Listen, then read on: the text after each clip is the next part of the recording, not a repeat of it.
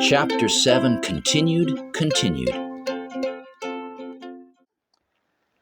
Despite the appearance of the room being cluttered with unusable furnishings protected by unsightly dust coverings, it turned out to be rather grand. There was fancy skirting board over hardwood flooring and posh crown molding all around the expansive ceiling. The expanse accommodated a substantial area of decorative painting, enhancing its splendor. The two of them stopped for a moment to gaze up at the impressive mural intricately spread overhead. Above them was a familiar theme of landscape and livestock, sea and sky. Green, brown, and blue earth tones were splashed liberally and expertly to complete this exquisite work. It seemed this big old house favored much of this artistic style expression, and this deceptively grand room displayed one of its many extravagant treasures. And then Melody's foot came crashing through. Crash! Plaster and dried paint fell hard to the floor around Hugo and Tarzan's head, while Mel's bony ankle wiggled 20 feet above them. Momentarily stunned, the boys looked on as a small wad of yellowy insulation floated down before them. They soon realized who it was, stuck and wriggling overhead. "Mel," they called up, curious if she was all right. "How'd you get up there?" Melody, her body lying safely along a joist, gripped as tightly as she could, while one foot floundered about in the air beneath her. Struggling to pull herself up, she gingerly retrieved her leg from the hole she'd made in the ceiling, a few more bits of plaster and artistic expertise speckling the floor below. I think I'm okay," she called down to the boys, standing upright, slowly reaching for a rafter for better balance before checking the scrapes on her ankle. Tar and Hugo could hear Mel moving about overhead as she carefully stepped from one joist to another until she got safely back to the plank runners. Craning their necks, their eyes followed the sounds above the ceiling until they heard a thumping over by the far wall. Stepping through the chalky mess, leaving dusty white footprints, they moved quickly to a tall closet door. Upon opening it, a spacious storage cupboard was revealed.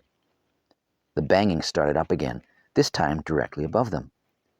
Looking up, they spotted a trapdoor with a makeshift ladder built into the wall running straight up to it.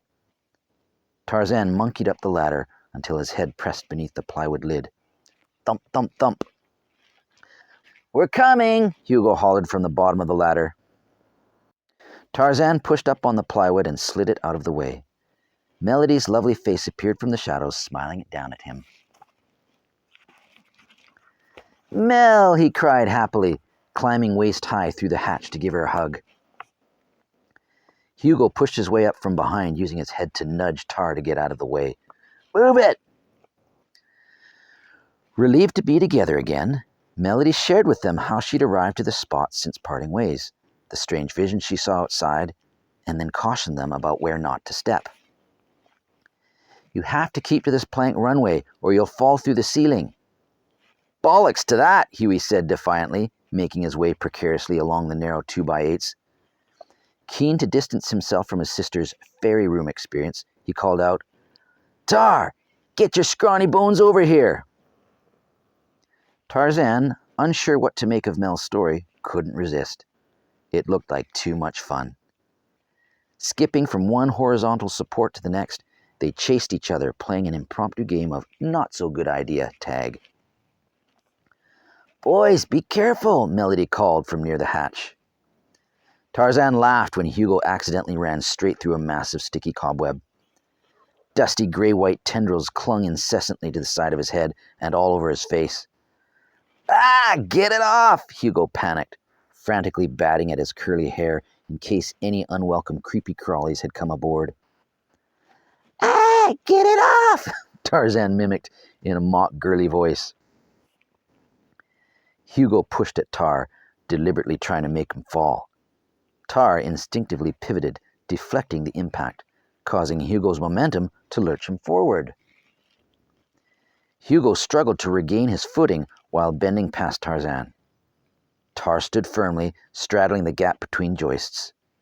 Watching for a moment his friend valiantly trying to avoid calamity, Tarzan gave him a helpful, firm tap on the back, making his fate decisive.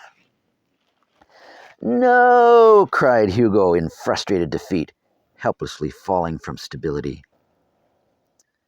From the room below, if one were at that very moment gazing up in admiration at the noble brown cow calmly chewing grass in the green field exquisitely painted on the expansive mural, you would see a child's chubby leg coming shooting out of its butt.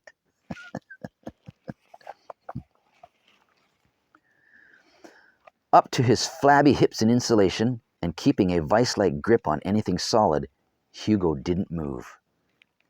Tarzan reached out for his hand and tried to help pull him up, but his chum was definitely too heavy for his height. Melody quickly made her way through the hatch and down the ladder to the room below.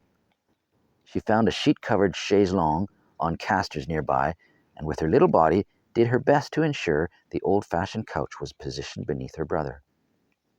In doing so, she couldn't help but notice his humorous location in respect to the painting, and start to giggle. "Huey, you're sticking out of a cow's bottom!" Up top, Tarzan heard Mel's comment and gave up on helping his friend. "I gotta see this," he said, quickly letting go of Hugo's hand and heading straight for the exit hatch, keen to have a look for himself. Arriving at Mel's side in no time, he looked up and laughed again. Seeing Hugo's leg poking out of the hole in the cow's hinder parts, he yelled up with glee, "Looks like that cow's got a clinger!"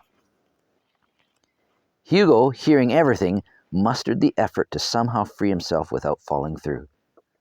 Slightly unsteady, he then followed in Tarzan's path back to the hatch, only to find Tar now at the bottom of the ladder just as he was about to go down.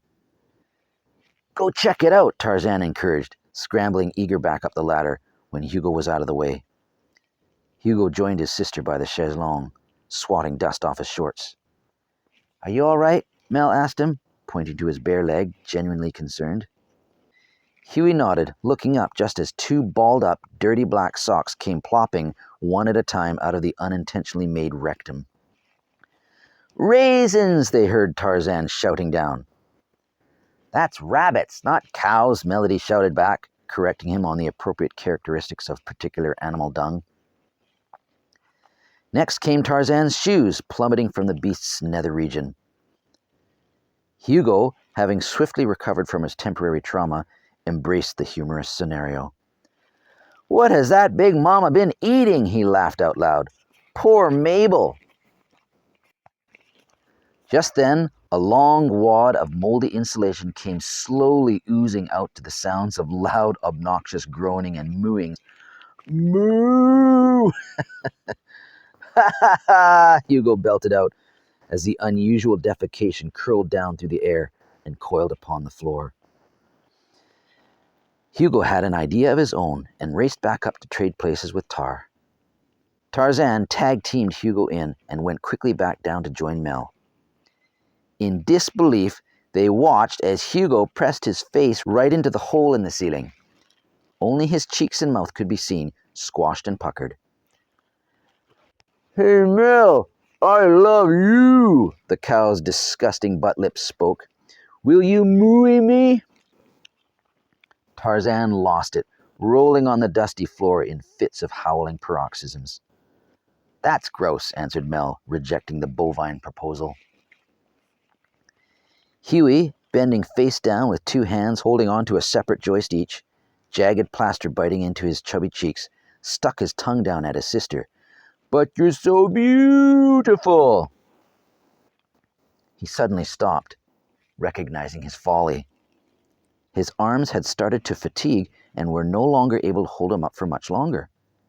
He hadn't the upper body strength to match his girth. Uh-oh. Mama Cow gave an unexpected "No!" as her backside erupted, dejecting a plump boy from her bowels. Huey fell from the shattering ceiling, Melody letting out a short scream as she watched her younger brother fall. Tarzan rolled out of the way as more plaster and paint and insulation rained down. Hugo hit the bouncy old sofa recliner, popped up, and then landed hard on the rubble-strewn floor. He lay there face down, cobweb clinging to his hair, chalky dust being snorted away with every warm blast from his nostrils. This time, no one moved for a while. The gravity of the situation began to dawn on their innocent young minds. They'd had their fun, but someone could have been seriously hurt, and the room was an absolute mess. And the damage to the ceiling would take more than a veterinary band-aid to cover up. Mabel the cow had had her whole rump and hind legs blown clean off for mooing out loud. Sorry, not the time to joke. Hugo turned his head really slow, pink cheeks covered in white chalk from the dirty floor. Looking over at Tarzan, who'd been lying on his back watching Hugo, their eyes held a knowing gaze. They seemed to share the same unspoken thought, a mutual understanding. We gotta go. Yeah, baby! Hugo burst up off the floor. We gotta go try that again! Tarzan had anticipated him and scooted for the closet door. No way, I'm going first! Grappling and struggling, they fought each other for the ladder. Boys, Melody called after, futile in her attempt to stop them. Tarzan made it up to the attic space first and stepped nimbly along to the crater in the ceiling. With just a moment's hesitation, double-checking the long sofa was in position, he slapped his arms tight to his side and stepped off into the hole. Like a cliff jumper, he held his breath, free-falling as the air rushed up past him. Then, with the sudden impact of ancient springs and heavy dust sheets, his feet boinged, shooting him off again to splat awkwardly onto the floor. Woo-hoo-hoo! He hollered, indicating adrenaline rush success. Hugo took a moment longer than Tar, looking way down at the small white target. Then, taking a step back, he leapt forward into the air, grabbing both his knees, and cannonballed his way through. Even more plaster broke off due to his misjudgment and size. Arr! He bellowed, shooting down through the air, an iron ball shot from an aggressive sea vessel about to bombard another. His landing was far less elegant than Tarzan's, but better than his first. Soaring off the sofa, he merely bruised his knees on the hardwood floor, grinding chunks of debris into his skin. Not wasting any time worrying about injuries, he got up and helped Tar push another sheet-covered sofa into position. Melody, sitting in an armchair to rest while the boys engaged in their shenanigans, found herself being whisked along like a princess of the sea as her chair was pushed in to join the rest of the flotilla. Soon, there was a nice-sized landing zone filled with various shaped furniture draped over with their protective sheets. An armada of sofa ships and soft chair boats, their masts and sails fallen and broken. The game continued. The pirates repeatedly scurried to the closet, clambered up the ladder, up through the trapdoor, onto the plank runway, skipped over narrow joists, avoided rafters and spiderwebs, and dove and flew and cannonballed down onto the expanded target. Jump, impact, recover. Run, climb, skip, deep breath, repeat. Even Melody, the responsible one, had to give it a try. She'd been convinced when she moved to the edge of a chaise-longue. Thinking she was safely out of the way, Huey landed on the other end, accidentally popping her up into the air with a squeal. Naturally, this spontaneously broadened the scope of their previous vision, the possibilities enhanced. Invigorated, all three of them took turns positioning themselves at the end of an armless sofa while someone else jumped down, shooting them screaming up into the air. Similar to an inflatable water blob, sans H2O, they either landed belly flop onto the floor or, if fortunate enough, bounced with delight off of a nearby soft covering. The ceiling was getting the best of the action. More scenes in the mural got smashed away as sometimes a new dive hole had to be created for particular accuracy. Then there'd once again be an eruption and a shattering crash into the room beneath. Bodies flew, bounced, and soared. Squeals and screams rang out.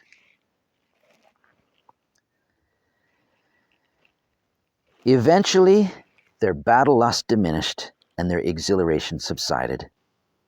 Livestock had been decapitated, farmlands had suffered tremors and earth cracks, and the sky suitably shell-shocked. Breathing heavily in various states of repose around the dust-filled room, they all took a ceasefire. So much for being careful not to inhale any carcinogenic dust. Melody was the first to move, assisting her brother up off the floor. Tarzan also got up, patting white plaster powder from his trousers. Without saying a word, the three of them filed for the door, leading back to the hallway. Tarzan picked up the end of the yarn he'd left dropped on the rug an age ago. Together, they followed the trail as far as it might lead.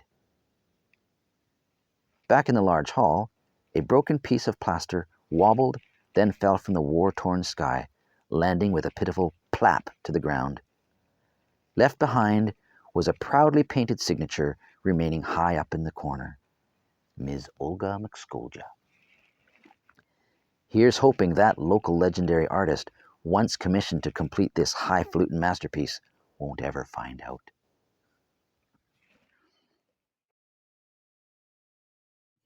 Feeling somewhat guilty from their evening carnage, they slunk in and out of the kitchen for a bedtime snack. Recorded American jazz music could be heard playing softly from down the hall in the study. At the foot of the stairs to the rooms, however, they stopped in their tracks, overhearing Dad and Kruger's low voices discussing something private. "You're going to have to tell him. You ken this. The sooner the better," came Kruger. I know. This is harder than I'd thought," Dad spoke back. Well, that's a little mysterious.